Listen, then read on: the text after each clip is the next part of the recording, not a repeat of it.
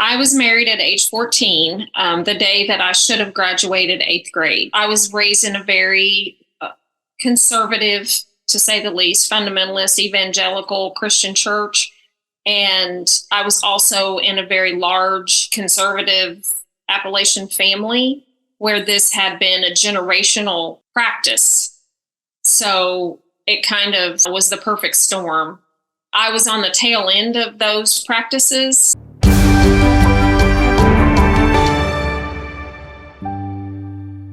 Welcome, everybody, to Flip That Shit. I am your host, Stacey Uhrig, and my guest today is Cathy Lucas. You're going to love this story. And for those of you who are not in the know, we've been trying so hard to get this interview recorded. So I'm just so happy. We have all these different online platforms, and we were able to take it over to Zoom to get it done. So thanks to Zoom. For those of you who are not familiar with my podcast, let me give it to you real quick. I'm a trauma coach. I practice something called rapid transformational therapy, where I help people get to the root, to the reason, the cause of their challenges. What is it that's keeping them stuck in their life? Here's what I know to be true. Life is a series of experiences that are divinely designed for you. And we've all had challenging experiences in life. And they cause us to live life through a very particular filter. And you're going to learn about that filter today for Cat.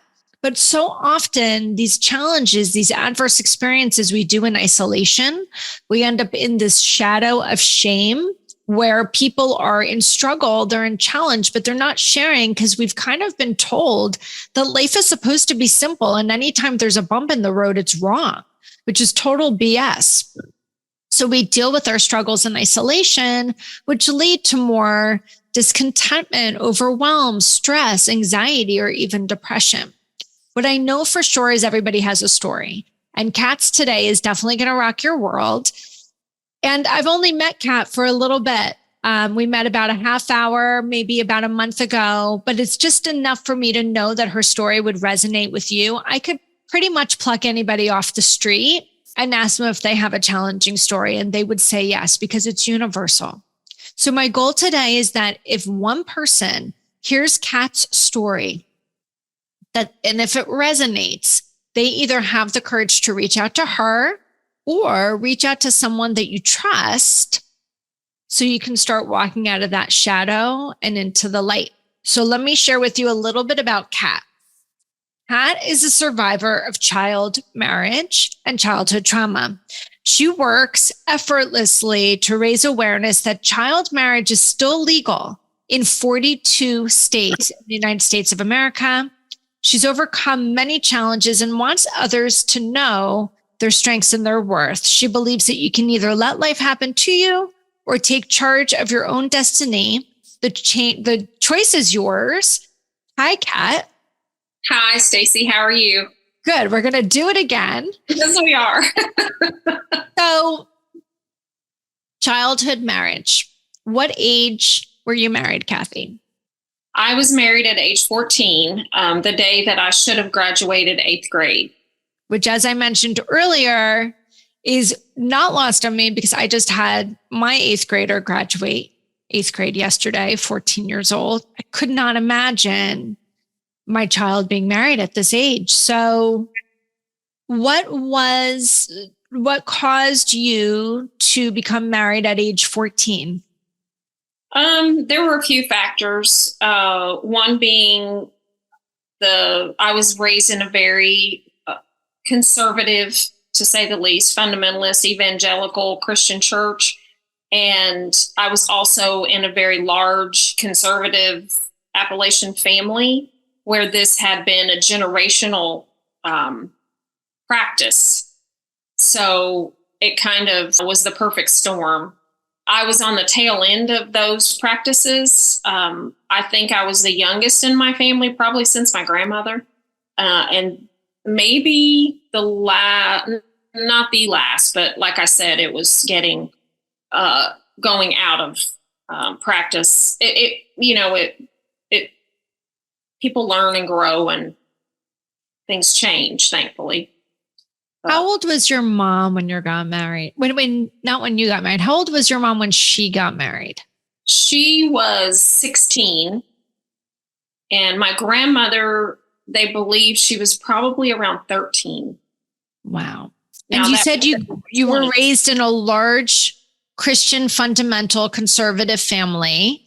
How many siblings did you have?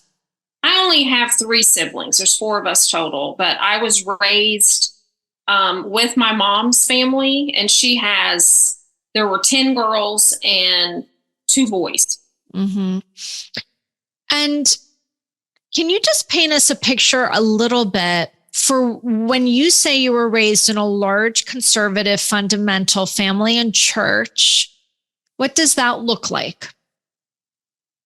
It looked like, it almost looked communal, is the best way to describe it. We lived in Appalachia until I was in grade school, and then slowly migrated north to Indiana for jobs. My grandfather and my dad didn't want to work in the coal mines anymore. So they moved here. My grandfather got a job in the auto industry.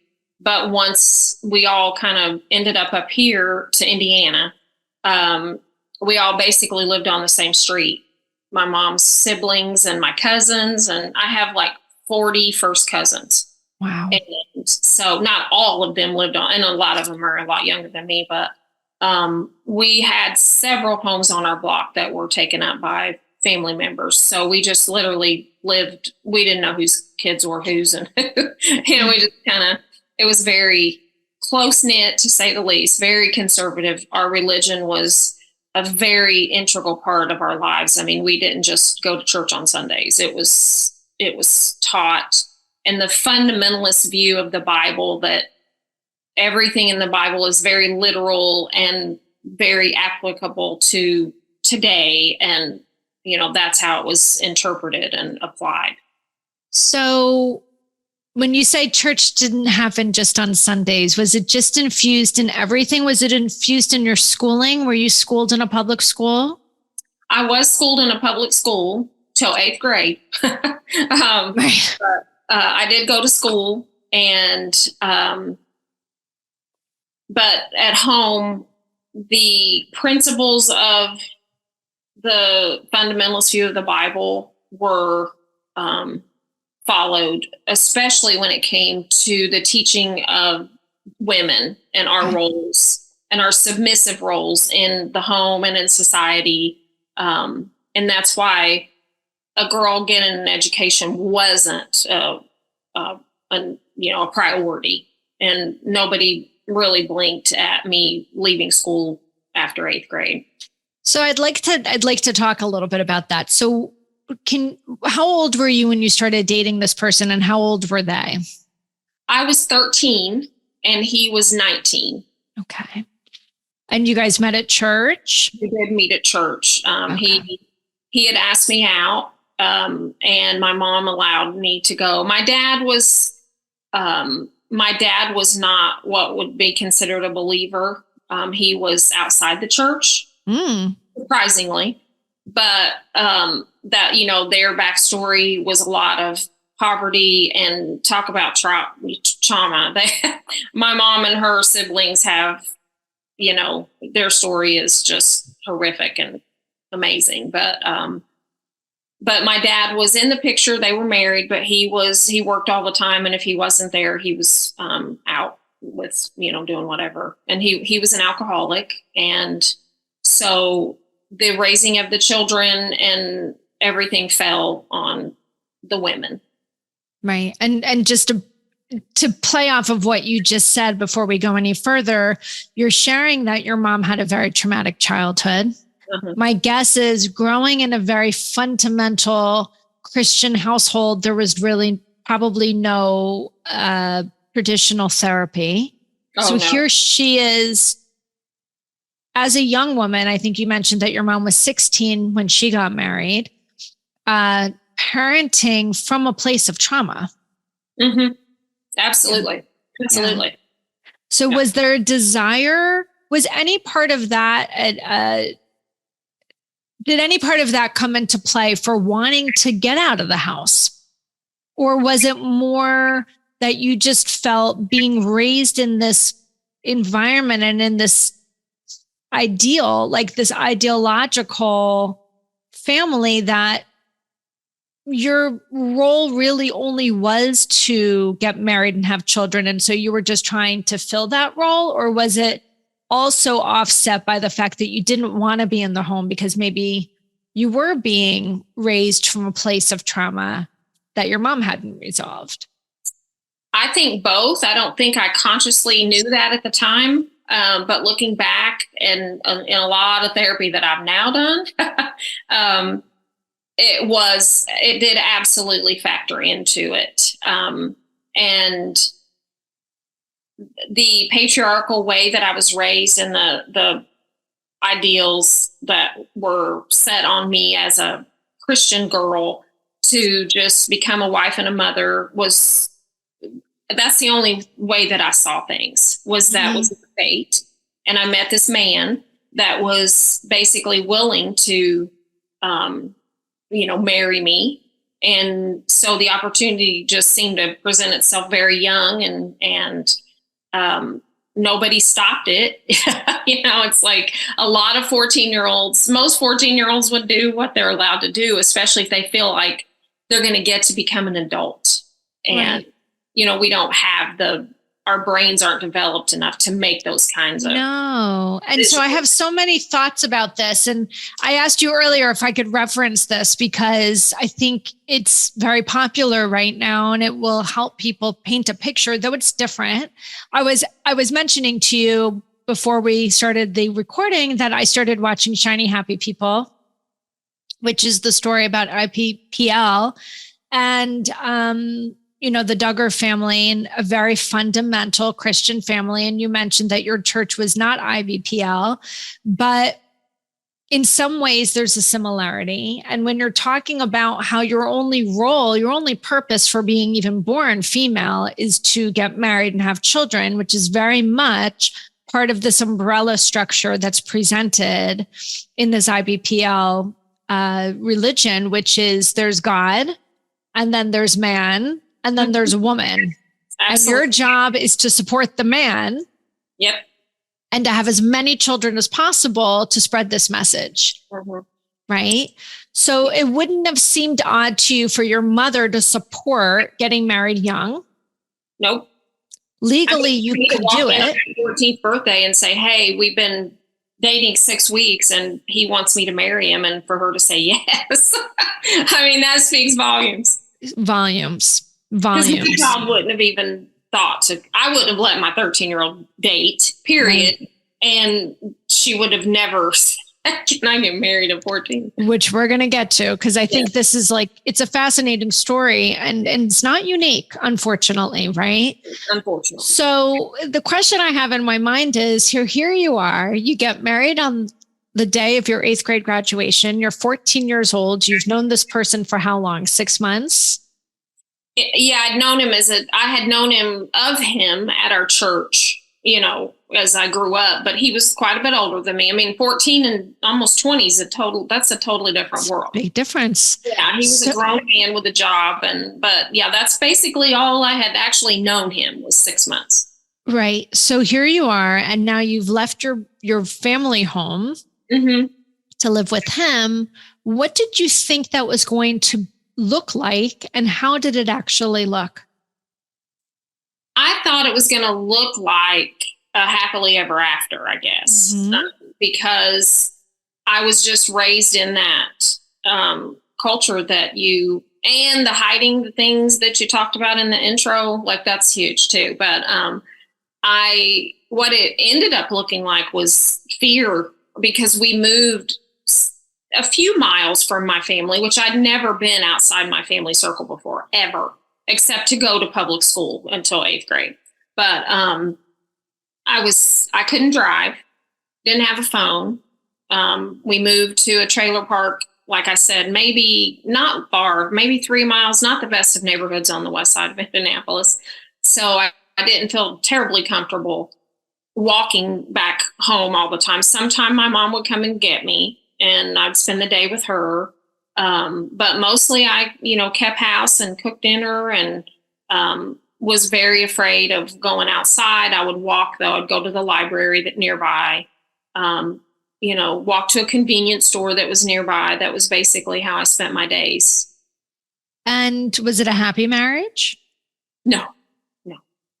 It wasn't a happy engagement. So that was the thing, is you'd asked me earlier, and maybe when it didn't get recorded, I don't know, but if it was an arranged marriage, it was not an arranged marriage by anyone.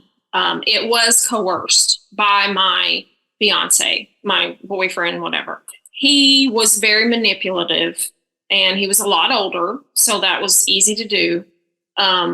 But I decided several times throughout the 6-month engagement period that I didn't want to get married. And my classmates, my teachers, they would be like, people outside this they saw it as a totally, like asinine thought that a 14-year-old would be even considering this. And who's letting you do this? Like, right. How is this even happening?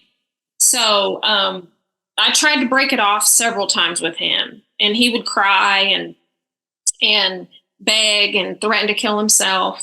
And I had allowed him to touch me under my clothing, and he would threaten to tell on us for that, and that I was bound to him and married. I was already bound to him because of, having sexual contact. We didn't have sex, but it didn't matter. And so I didn't want that out there. Like you said, the hiding and the shame. And, he used all that to ensure that this was happening. So it happened. And is it fair to say, did you witness a happy marriage in childhood? Never. Right.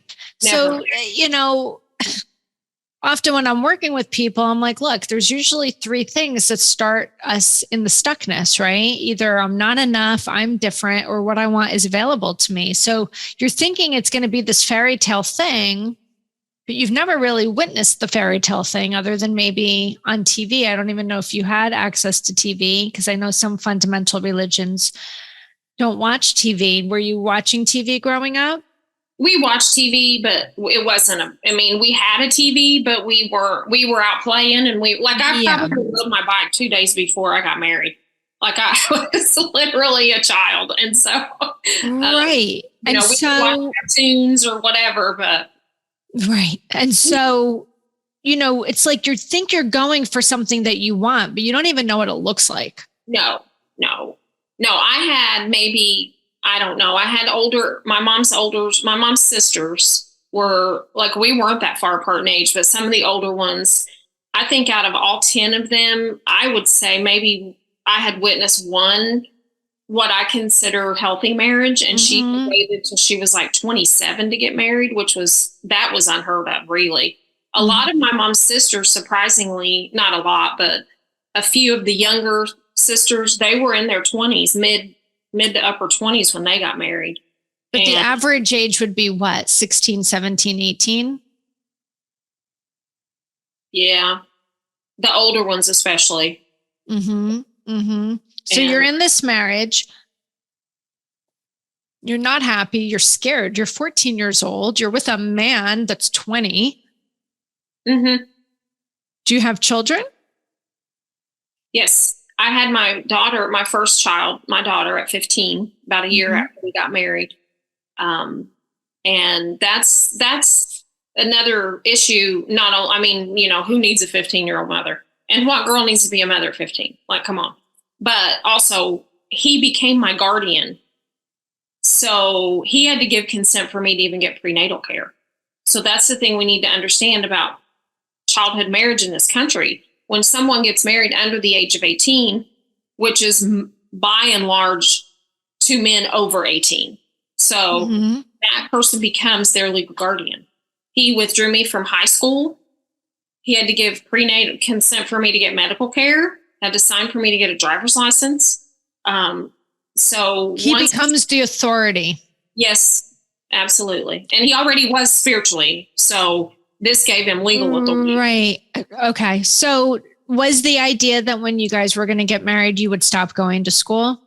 Because there would be no need for it because you only had one job and one job alone, and that was to serve him. Exactly. And to the kids. So you have this child as a child. Mm-hmm. How's that going at the time? At the time, well, we moved back next door to my mom and in the neighborhood with, my aunts and everybody. So it was going, I thought, okay, but I was overwhelmed. I was scared. I cried. I think I had cried for the last year and a half to be honest. Mm-hmm. Beginning at the wedding, which I sobbed through, but I will say this, my daughter, I think she saved my life. I think my kids saved me, honestly, from many times. Oh, I have 7 children. And I would not go back and change anything because of them. Like, I got to experience being a mother and so young. And I call these experiences because they might have been adverse childhood experiences, but now I can take those experiences and be thankful, have gratitude for the parts that were, as shitty as they were, and as painful and hard and trying as they were. I have a hard time going, I don't have to go back and say I would go back and change anything. Yeah. So I just want to help people get an understanding of how this all worked. So how long did you stay in that marriage? 15 years. 15 years. So till you were 29.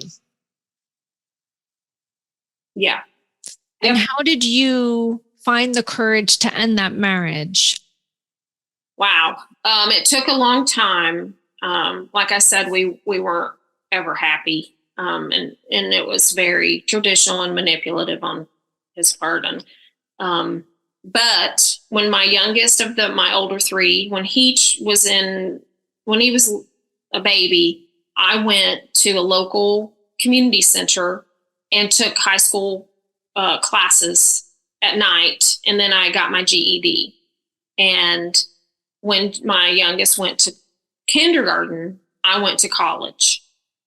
And I got And did your husband know you were doing this? Yes. Okay. Yes.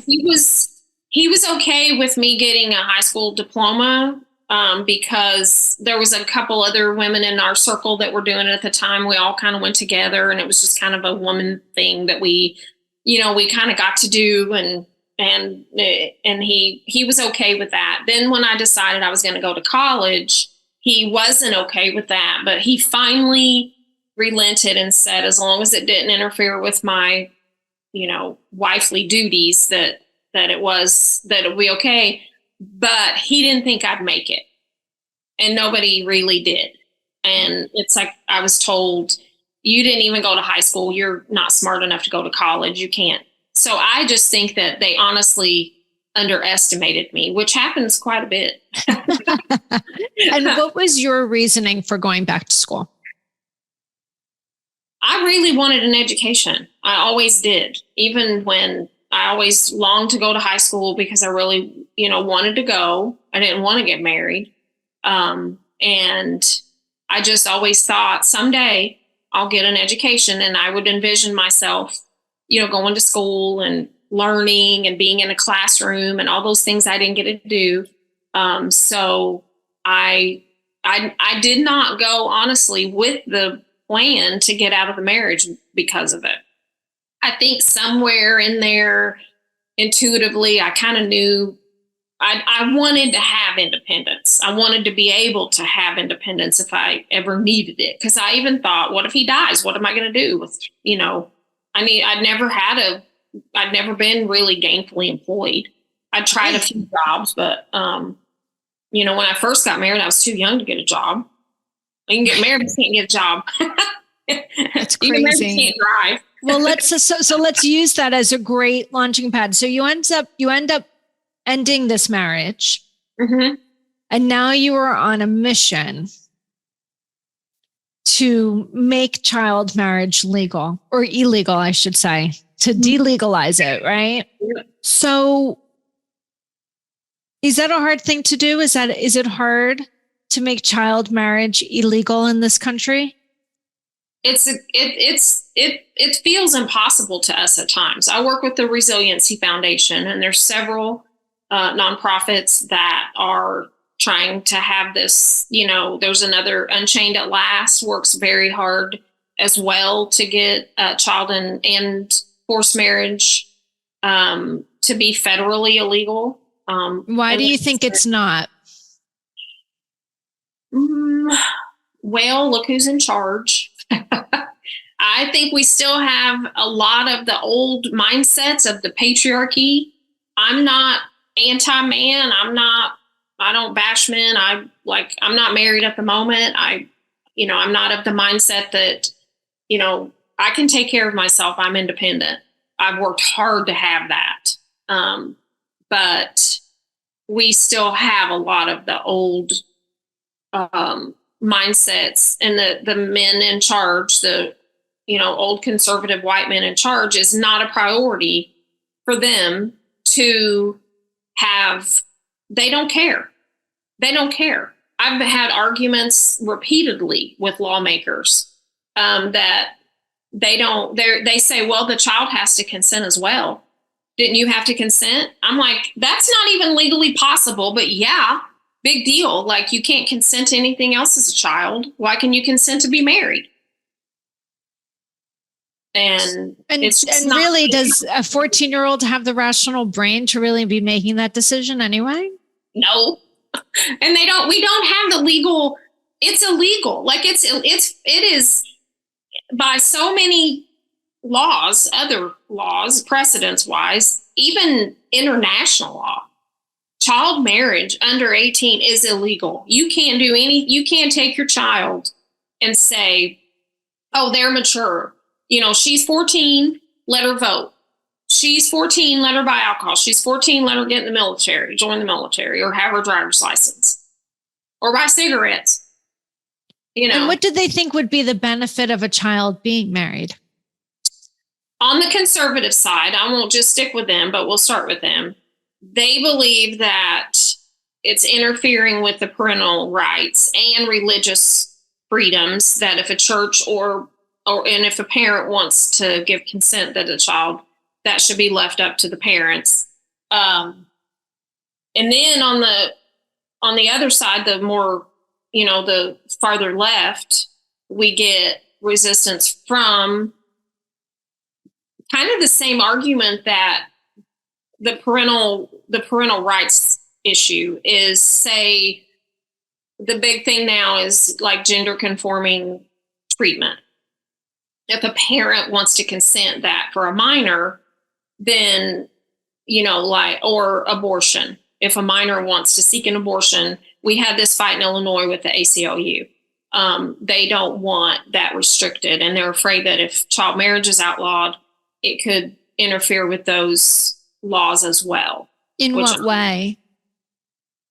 Well, if we say, okay, a parent can't consent for a minor to do anything, a minor can't give consent because they're a minor, then it bleeds over into those issues. And if we say, but then on the conservative side, you would think they would want the precedence of saying a parent can't consent to marriage, so they can't consent to gender conforming, right, surgery or treatment for a minor. I mean, you would think that, but. What do you say to these arguments? I say, let's worry about the girls. Let's worry about what's actually happening with 200,000 children since 2000 that we know. That's just the statistics till 2018. So a lot has happened since then. Mm-hmm. This is a huge problem. The other issues, fight those out separately. What are the top influencers to childhood marriage? Meaning, we know in the conservative fundamental realm, it's very, very common. Mm-hmm. Where else do you see it? Human trafficking is a big one. And also to protect an abuser is a big one. Because, in what way? I know a woman that this happened to. Well, I know more than one woman that this happened to that I work with. their neighbor was molesting them, and the neighbor was friends of the family. And in order that he not get arrested, the parents forced them to get married. So he was no longer a child molester. Why was it more important to them that the neighbor not be arraigned for molestation versus what was in the best interest of their child? Yep. Why do we pick everything over our children, especially our girls? You have daughters. Yes. How many daughters do you have? I have 3 daughters. So if one of them had come to you, even before the age of 18, forget the age of 13 or 14. Right. And said, I'm deeply, madly in love. I've found my person. I want to get married. What would your response be? Nope. You can wait until you're an adult and make that decision. I'm not going to be responsible for signing you away to someone. Absolutely not. And if they came and said, I'm being molested by whoever, you better bet I'm calling the cops. Now, with regards to your own mom, what's that like? What is it like knowing now with the head of a 50, 60-year-old person, right? Looking back, how do you see that having happened? We know that culturally and in your religion, it was not unheard of. But when you look at it, how is that relationship now? Did it affect your relationship? What affected my relationship more with my mom and my family, my extended family, is the fact that I got a divorce and that I left the church. Yeah. So let's talk about that. Factors. As far as me holding a grudge against my mom for allowing me to get married, I went through that, believe me, big time, especially when the judgment came when I got divorced and left that church. I've worked through that, and because now I can see that she parented from a place of trauma. Right. Like, I fully see that. It's not a matter that I hold a grudge against her or anything like that. Our relationship is not terribly close because she's still very religious, very conservative, fundamentalist. I'm absolutely not. So we don't have a lot in common. I still get a lot of judgment because of who I am. Meaning you're not in the fundamental church. Right. And I'm very outspoken about my story. I want to help other people. I know that I try not to do it from a judgmental way to my mom or my family, because I don't judge them for this. This is just things played out. They do have some responsibility in it. Absolutely. I have responsibility in things that I did as a parent, that I want my kids to forgive me for. I've forgiven my mom and my dad. My dad, just because he wasn't there saying yes, his absence and he's just as guilty. Like, let's not just blame the mom here, because that happens a lot especially to my mom. And my dad, God rest his soul, he passed in February. We were able to get a lot of stuff worked out, and I ended up having a very different relationship with my dad honestly the last 6 months of his life than I had the whole time that I had him in my life. So we had a way more honest ability to butt heads because we're very much alike. And I got a lot of strength from my dad and from my mom and from the women that raised me. Like, I'm the woman that I am, much to their chagrins. Yeah. the way that they taught me, like, these are the strongest women I've ever met.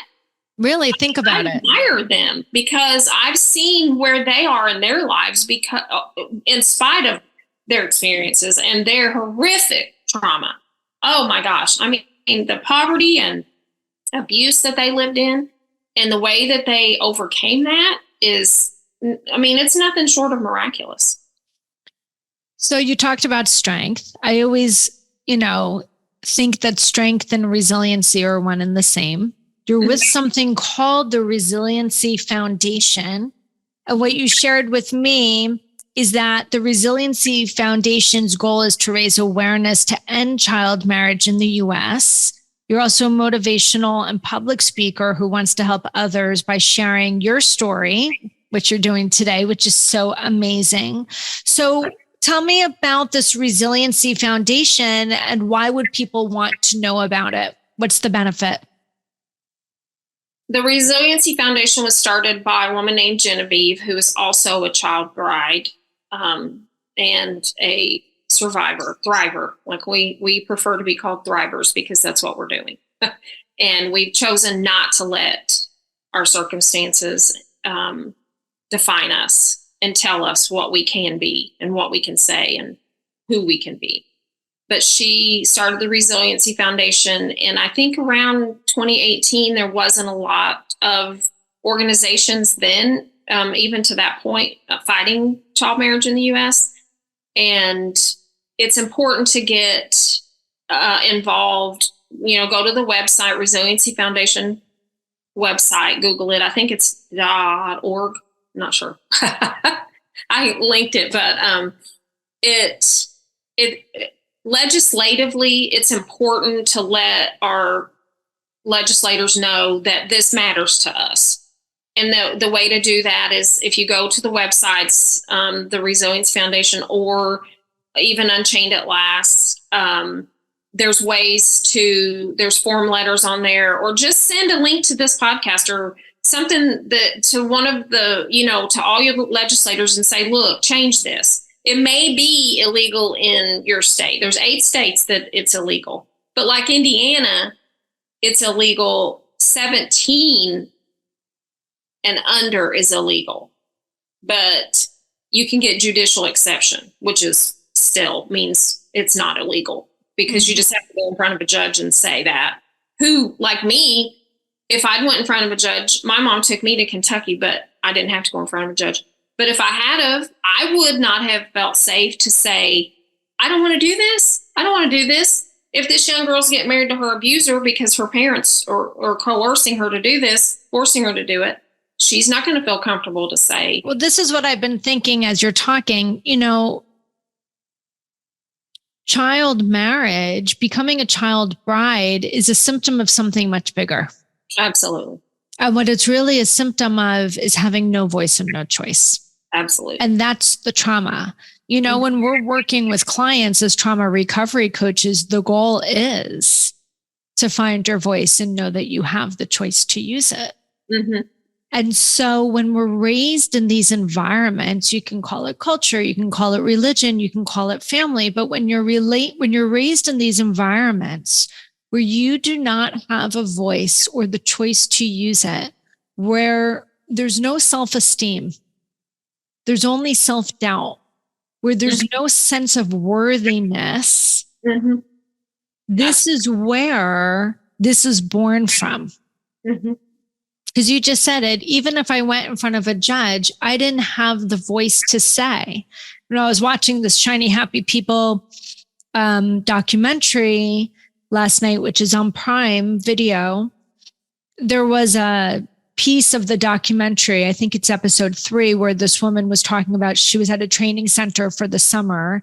And it was like the highest calling as a woman to be invited to the training center for the summer. And you live there for the summer.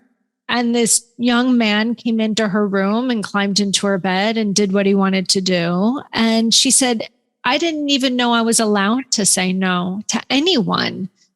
Ever. Because I was raised to be instantly obedient. And that I had no right to ever say no to anyone.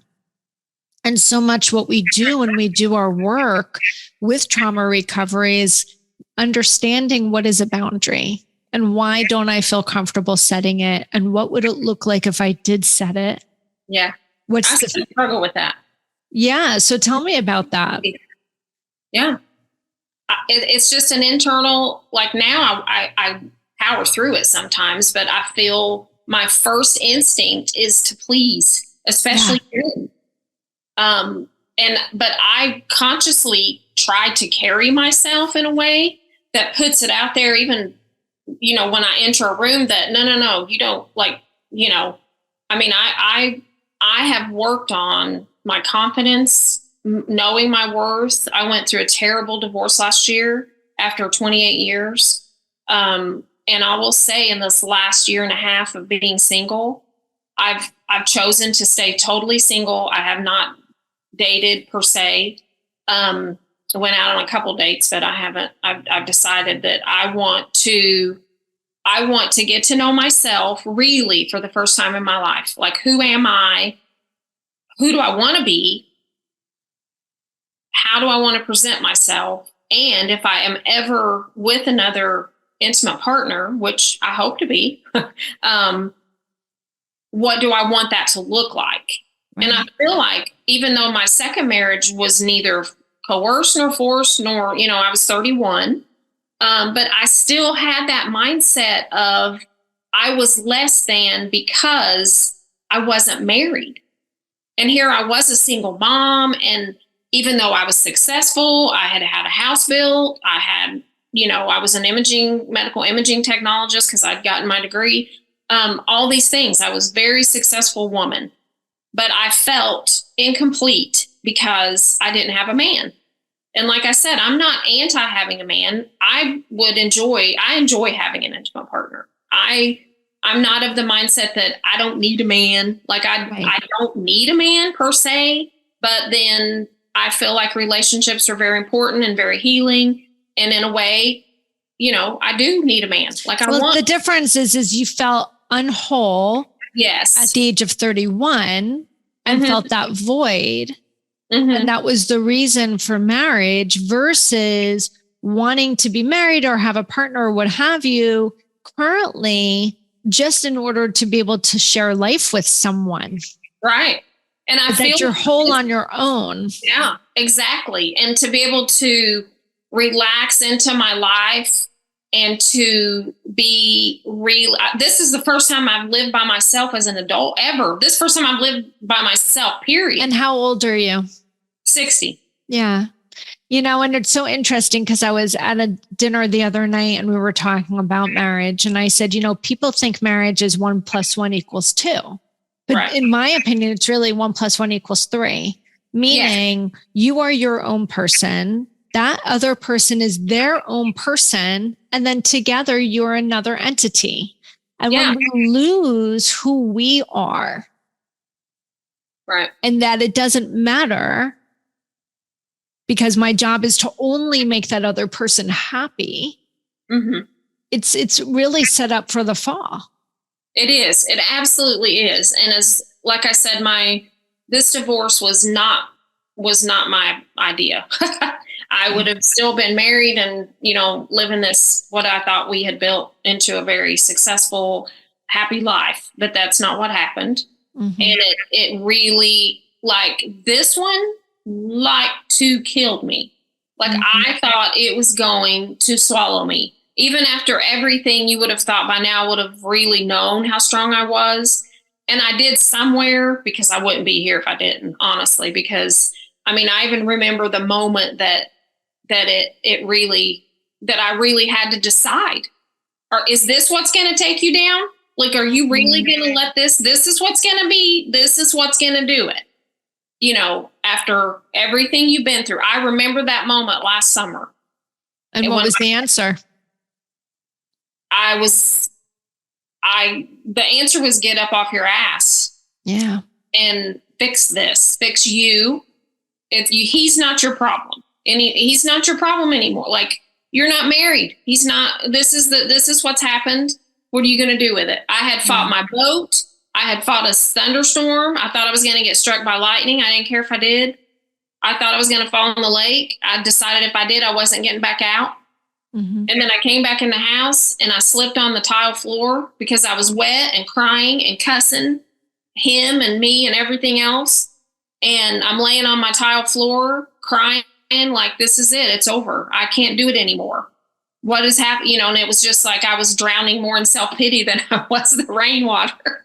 And how do you see it now, that moment? that moment was when I realized that I'm responsible for this. I'm responsible for this, and especially this. And it was mindset, and it's like I literally heard somewhere in here, what are you going to do about it? What are you going to do? Get up off your ass. Stop feeling sorry for yourself. Get stronger. Because I was in a very unhealthy place. I was in an unhealthy place physically, emotionally. I had spent my entire life taking care of other people. Right. And it was I literally decided in that moment I was going to start taking care of myself. Yeah. What I was hearing when you were saying it was, I choose me. Yeah. And it was okay. For the first time in my life, I felt like if you don't choose you, nobody else is going to. And you know what? It's nobody else's responsibility to choose you. Well, that's, I think, the killer, right? This is what people don't understand, but you are only responsible for you. Mm-hmm. Having somebody else along for the ride. It's not fair to put that on other people. It's not fair to other people. It's not fair to your spouse. It's not fair to your kids. You are the one that has to be proud of you. And I decided in that moment, I wasn't proud of myself. I'm proud of a lot that I've built, and I'm proud of how I've raised my kids. I'm proud of the relationship I have with my kids. You know, I have a lot of pride in a lot of things that I've done, but I was not proud of myself. And I didn't think that I deserved my own love. I felt like everybody else deserved it, and I was here to promote everybody else. I was here to be everybody else's. This is what was indoctrinated into you. And even though you chose courageously to leave that first marriage and to leave your church and to leave the environment that taught you that, there was still a small part of you that still believed in that truth.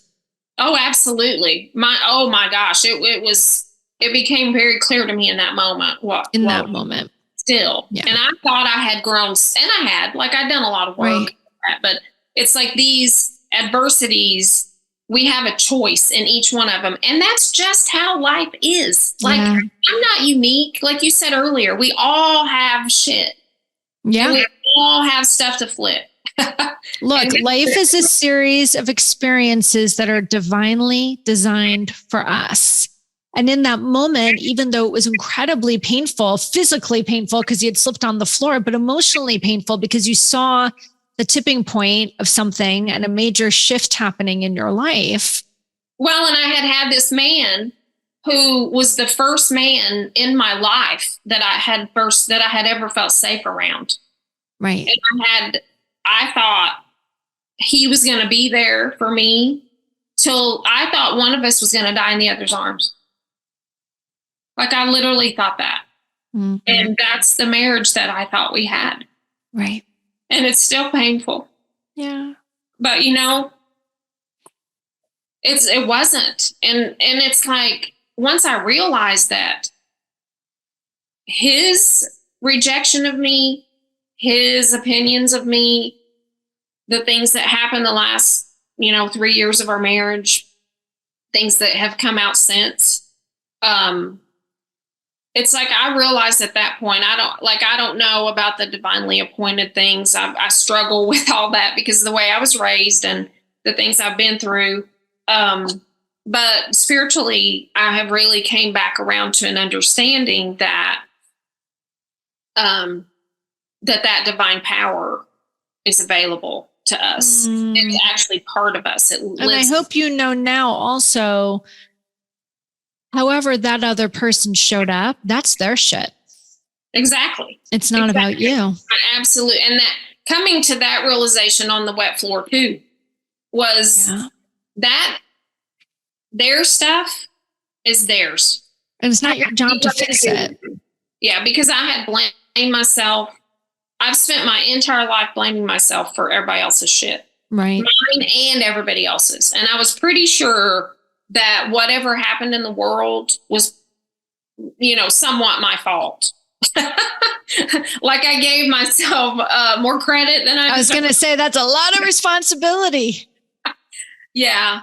But it's like, that's another thing that comes with trauma that people don't realize is this hypersensitivity to responsibility. Like I'm 100%. the most responsible it's my youngest bio daughter. She's very free spirit and she lives on the road and she's a tour manager. But, she told me, she's like, Mom, go make mistakes. Like, this is your time. Like, go out there, go out and do crazy shit. Go make mistakes that you never got to make. And she's like, I don't mean burning your cupcakes either. Like, that's not a mistake. Like, love your daughter. She's just like, you bigger than burning the cupcakes. Yeah. She's like, I don't want to hear that that's your mistake.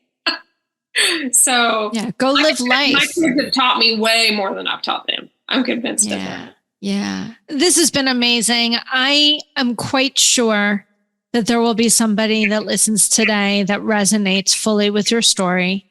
It is my hope that they will reach out to you. The best way to connect to do that. Yeah, we're going to put your social media handle in the show notes that you're on Instagram and TikTok of Age is an Attitude. Mm-hmm. And your Resiliency Foundation. That link will also be in the show notes. Mm-hmm. I'm really grateful for your time with us today. For people that weren't behind the scenes, it wasn't an easy start to our interview. We were in and out, and it wasn't working, but that's how technology works sometimes. But I know it was worth the wait. So thank you so much. Truly, truly, truly appreciate your time. And for those people who liked this episode, you can catch all of the episodes at Flip That Shit wherever you find your casts. And all I ask is that you subscribe, tune in, and listen. Thanks so much, guys.